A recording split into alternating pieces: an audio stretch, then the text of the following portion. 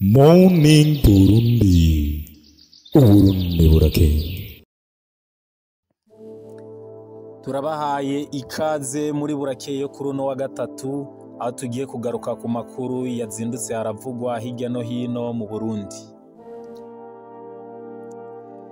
Igiteramo c'umugwi Redemption Voice muri Canada cyabaye muri iyi weekend iheze, n'ubu ntikiraheza kuvugwa kuko hirya no hino abantu bariko barikugura uyu mugwi nyene witwaye neza, amateka wakoze ndetse ibitari bwakogwe n'umurundi numwe muri ico gihugu ca Canada, kandi n'abanyamahanga novuga nko mu Rwanda, muri Uganda n'abandi bikunze kubagora gukora amateka nk'ayo baraye bakoze. Aba basore n'inkumi bahurikiye mu mugwi, aba basore n'inkumi bari mu mugwi wa Redemption Voice Canada bakaba bakoze amateka abantu benshi bariko barashima cyane bavuga bati uyu mugwi wubahwe. Uyu mugwi umaze imyaka 18 uririmbana, usohora indirimbo zitandukanye, ukaba wari ushize ahabona canke ukoze igiteramo cyo gushira ahabona albumu yabo basohoye mu mwaka uheze, albumu bise Yangiriye Neza. Ninaco gituma iki giteramo bacise Yangiriye Neza concert, aho mu ntango z'umwaka iki giteramo cabereye mu Burundi, ndetse bakaba bari batumiye abanyarwanda basanzwe bubakanye, James na Daniela, bakaba bari baje kubashigikira. Igiteramo kikaba cari citabiriwe cyane hano mu Burundi, aho bari bujuje ikibanza cyo kuri Jardin Public iki giteramo cabereyemo. Igiteramo rero bagikoreye no muri Canada. Igiteramo kiza kuba ibindi, biza kuba amateka ageretse ku yandi. Iki giteramo bakoze kikaba cyakoze amateka yuko amatike yose yari yategekanijwe kudandazwa yaheze hasigaye iminsi 3 kugira ngo iki giteramo gitangure. Umuntu umwe yashinze intahe avuga yuko iki giteramo cyagize réussite kubera ko cyatunganijwe neza, haba mu ntango bagitegura uko ingene kizoba, bategura aho kizobera, ndetse no mu kukigirira publicité bacamamaza kugira ngo kimenyekane. Uyu mugwi wamenyekanye cyane mu ndirimbo za kera bavuga ati yuguruye nta wugara, indirimbo ni wowe gusa, nashimwe, Yangiriye Neza, ndakwizigiye, naho nagendeye, yarankunze. Indirimbo nyinshi cyane z'uyu mugwi zatumye abantu bitabira birenze ku rugezo bari bavyiteze iki giteramo cabereye muri Canada, aho bivuga yuko hariho n'abantu bavuye mu bisagara vya kure cyane, bafata indege, abandi bafata amametro y'imisi myinshi bariko baragenda kugira ngo baje kwitabira iki giteramo uyu mugwi wari ukoreye ku nshuro ya mbere muri Canada. None rero iki giteramo ni iki coba catumye gikundwa cyane, iki giteramo kikitabirirwa cyane, abantu benshi bakerekana ko bakunze cyane uyu mugwi. Uyu mugwi rero uhimbaza Imana cyane mu Burundi, ukaba ukora ibikorwa vy'Imana kuva mu mwaka w'ibihumbi 2007 mu Burundi, 2007, 2008 baririmba indirimbo zitandukanye. Ukaba ari wo mugwi uramvye cyane mu Burundi, haba muri gospel no mu migwi isanzwe iririmba indirimbo z'isi izitwita sekila. Uyu mugwi rero iki giteramo wakoreye muri Canada, bakaba bashimye cyane yuko muri kino giteramo abantu benshi bakiriye agakiza, bimwe bitwa kwakira Yesu nk'umwami n'umukiza. Murazi yuko abaririmba gospel iki kintu kiba ari ikintu gihambaye cyane gose, kiba ari ikintu bipfuza cyane gose, kandi bibereye mu gihugu c'abazungu, bibereye muri Amerika, bibereye muri Canada, biba ari amateka adasanzwe. Bivuga yuko rero muri iki giteramo abantu benshi cyane bakiriye agakiza, ndetse bakavuga yuko aya ariyo mateka bishimiye cyane gusumvya ayandi, gusumba kuririmba cyane no guhimbaza Imana ingene abantu batamvye n'ibindi.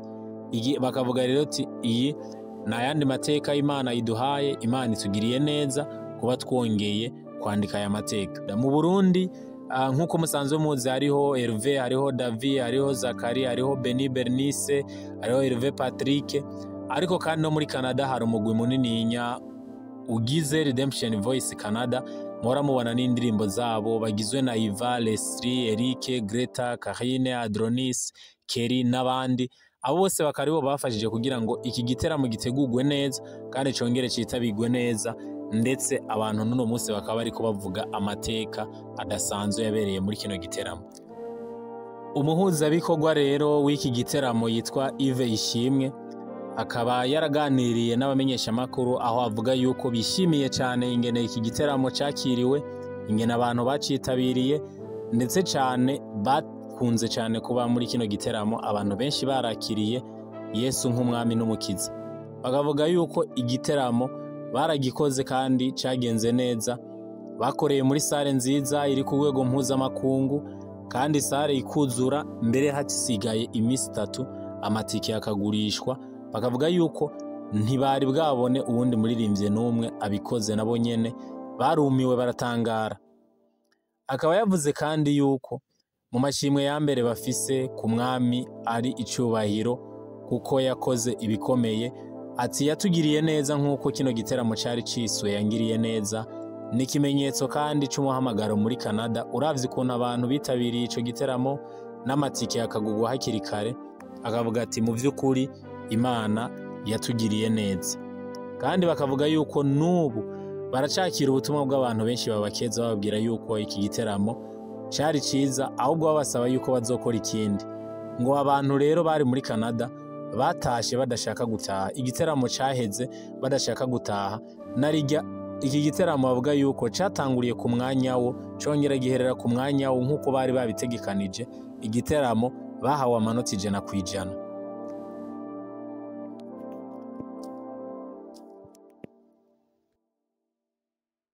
Umugwi w'intamba mu rugamba uriteguye cyane urukino rugiye kubahuza na Malawi kuri uyu wa kane, aho baza bashitse mu gihugu ca Cote d'Ivoire muri hoteli nziza bashikiyemwo. Abakinyi bagera ku bice 95% bakaba baramaze gushika.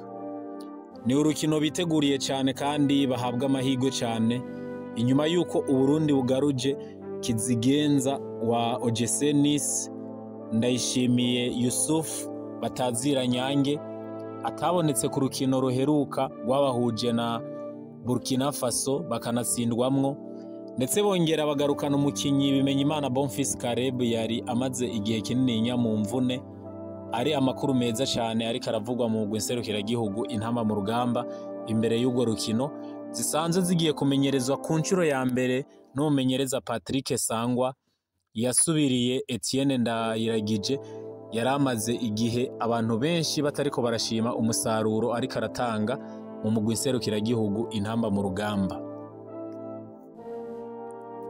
Abarundi benshi bakunze amajambo umukuru w'inama nkenguzamateka Emmanuel Sinzohagera yabwiye umushikiranganje w'ubutungane igihe inama nkenguzamateka yari ihejeje kwemeza amazina y'abagiye kurongora sentare ntahinyuzwa n'abagiye kurongora sentare nkuru ku rwego rw'igihugu mu burere butandukanye. Emmanuel Sinzohagera yabwiye umushikiranganje ati mubambwirire muti mugakora nk'ivyo abahahora bakoze mweho ntimuzomara n'amezi 3. Akaba yariko amusaba yuko abo batowe bo kwitwara neza, bokorera igihugu bitanga kandi bagakorera umunyagihugu muto cyane cyane kuko aribo bakunze kurenganwa. Murazi yuko igisata c'ubutungane mu Burundi gisanzwe ari gisata n'umukuru w'igihugu Evariste Ndayishimiye yahagurukiye cyane, kandi abarundi benshi bakunze kwidogamwo, na cyane cyane igihe abanyagihugu bahawe ijambo mu biganiro bitandukanye abavugizi b'inzego z'igihugu bahora batanga, ndetse n'umukuru w'igihugu agatanga ivyo biganiro. Aho abarundi benshi bakunze kwidogera igisata c'ubutungane yuko muri ico gisata hari byinshi bitaba biriko bigenda neza, hari imanza nyinshi zitaba ziriko ziranyaruka, hari imanza nyinshi abanyagihugu bavuga yuko barenganijwe. Ni gisata abarundi benshi bakunze kuba bahanze amaso. Umukuru w'inama nkenguzamateka rero Emmanuel Sinzohagera akaba yasavye umushikiranganje w'ubutungane ko yobashikiriza ubwo butumwa abo bagenwe bashasha bari bemeje mu nama nkenguzamateka bagiye kurongora abandi mu gisata c'ubutungane. Ni mwisaswa ryabaye kuri uwo wa 11 Munyonyo uyu mwaka nyene turimwo i Gitega. Gasaba rero umushikiranganje yuko yoba hafi cyane izo ndongozi zitowe zigiye kurongorwa na Gamariyeri Nkurunziza wo mu ntara ya Ngozi, asubiriye Emmanuel Gateretse ku kibanza c'ugiye kurongora sentare ntahinyuzwa ku rwego rw'igihugu.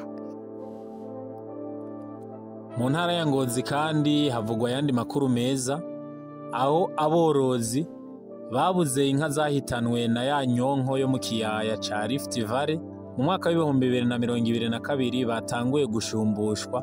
Kuva kuri uyu wa mbere inka zirenga 300 zo mu bwoko bw'Frizone zaratanzwe ku borozi bari basanzwe baburiye inka muri ico kiza.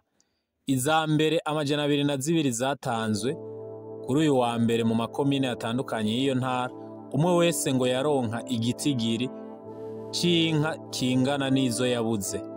Murumva yuko ari agakuru keza kandi aborozi bashima cyane, nubwo hari abandi benshi batarashikirwa kuko inka zose zitaraheza gutangwa. Umunyamabanga ntayegayezwa mu bushikiranganji bw'uburimyi n'ubworozi yasavye abaronse izo nka ko bozibungabunga batozigurisha, ahubwo baze bazibungabunge hanyuma bazokororere abandi nizavyara. Emmanuel Ndorimana akavuga yuko iyo nyonko yahitanye inka zigera ku 560 mu gihugu cose. Intara ya Ngozi ngo yabuze 315.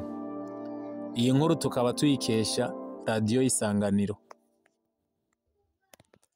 Amakuru yo mu muziki nayo ni umuririmbyi Mugani Desire azwi cyane ku izina rya Big Fizzo, asanzwe ari mu myiteguro yo gusohora urukurikirane rw'indirimbo yise 777 777 canke 777, aho yagaragaje urutonde rw'indirimbo ziri kuri ubwo rukurikirane. Harimwo indirimbo yasubiwemwo Umudodo akayisubiramwo ari kumwe na Harmonize wo muri Tanzania. Musanzwe muzi yuko uyu Harmonize bahuriye mu gufata amasanamu y'ifilime nziza cyane yakunzwe bakinanye na Awilo Longomba.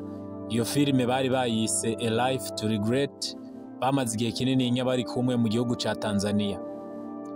Muri urwo rutonde rw'izo ndirimbo Big Fizzo yashize ahabona harimwo indirimbo zitandukanye amaze kuba yarasohoye, harimwo niyakunzwe cyane Superman, Ndabizi, Humo Ndani, Baridi, Ngangari, ariko kandi harimwo n'indirimbo nshasha yakoranye n'abandi baririmbyi bakunzwe mu gihugu, barimwo Melanin Boy, harimwo Kingorongoro, harimwo Endo Mike n'abandi. Ni urutonde rero Big Fizzo yamaze kumenyesha yuko ubwo rutonde rw'indirimbo 14 zigize uru rukurikirane zigiye kuja habona, kandi akaba aheruka gusohoramwo indirimbo 2 ziri kuri YouTube, harimwo iyo yise Maria aheruka gusohora, ariko kandi ikaba yasubiriye Humo Ndani yari yakoranye na Jabez. Muri Tanzania naho havugwa inkuru yindi y'umuririmbyi Nasib Diamond Platnumz hamwe n'umukunzi wiwe Zushu, aho bivuga yuko aba bose bamaze gutandukana inyuma y'ubutumwa uyu Zushu yandikiye avuga yuko yamaze gutandukana ku bwumvikane bwiwe na Diamond Platnumz, bakaba batakiri kumwe mu rukundo inyuma y'imyaka 3 bari bamaranye. Ni ubutumwa yashize ku rubuga rwa Instagram. Diamond nawe ahita afata ubu butumwa arabushira ko avuga yuko umwamikazi avyivugiye ubwiwe, bisigura yuko aba bose batakiri kumwe, nubwo abakunzi babo n'ubundi batavyemera kuko atari ubwa mbere aba babwiye abakunzi babo yuko bavanye. Ubwo butumwa rero Zushu yashize ku rubuga rwa Instagram akaba yavuze ati: inyuma y'imyaka 3 nkundana na Nasib, bisigura Diamond, twumvikanye ko dutandukana. Ibi rero biri mu masezerano dufitaniye twese, hari n'imigambi dufitaniye, nimuzotangare igihe iyo migambi muzobona tuyishize hanze. Acavuga ati: mfashe uyu mwanya kugira ngo nipfurize Nasib, Simba, Diamond Platnumz ivyiza vyose. Ndasaba abantu banje beza kumba hafi no mu kunshigikira mu gihe ndimwo ndiko ndita kugukira ibikomere ndetse n'akazi kanje. Bisigura yuko uyu Diamond yamusigiye ibikomere. Murabizi yuko mu miseze hagiye havugwa amakuru yabo menshi, ndetse bagasabana imbabazi bagasubirana. Abafana rero bigatuma bavuga yuko aba bose ari imikino barimwo, kandi yavuze yuko hagiye gusohora indirimbo cyangwa bafise iyindi migambi bafitaniye bazokorana. Bavuga yuko bishobora no kuba ari ibyo bitwa gatwiko, bakaba bariko bategura ikintu gishasha bagiye guha abakunzi babo. Ni ivyo gukurikirana, umuntu akazoraba iyo bizobandanya bija, na cane cane yuko Zushu asanzwe ari umukobwa afise amasezerano muri rebo ya Diamond ya Wasafi, aho asanzwe afise amasezerano y'amafaranga menshi cyane gose, ndetse Diamond akaba ariwe patron wiwe. Ibi rero bakaba basanzwe bamenyerewe babikora, bakabikora mu buryo bwo kugira ngo bamenyekane cyane, bategura ibikorwa, indirimbo zabo baba bagomba gushira habona. Abantu rero nivyabatangaje kandi ntibahise bavyemera, ndetse uravye no mu makomantere menshi hariho abantu bavuga yuko ibinyene babimenyereye hagati yabo, n'ubundi ari imikino bamamwo hagati yabo. Co kimwe na Harmonize nawe nyene akunze kuba agaruka ku bintu vy'abagore, itandukana ryabo canke gukundana kwabo, bigatuma bavugwa cyane mu gihe baba bitegurira gushira hanze ibikorwa bishasha. Abantu rero bakavuga yuko kuba Diamond ariwe manager wa Zushu, bisigura yuko n'ubundi bagiye kubandanya bakorana, azobandanya acungera inyungu ziwe, azobandanya mumenyekanisha, bazobandanya bari kumwe. Ati yaba bashwanye mu by'ukuri koko aba ntibari kugumana. Zushu yari kuvuga yuko avuye muri lebo ya Wasafi Record ya Diamond. Ariko rero ni ivyo gukurikirana, nta wamenya, hari igihe wosanga aba bose bavanye koko. Morning Burundi, Uburundi burakeye.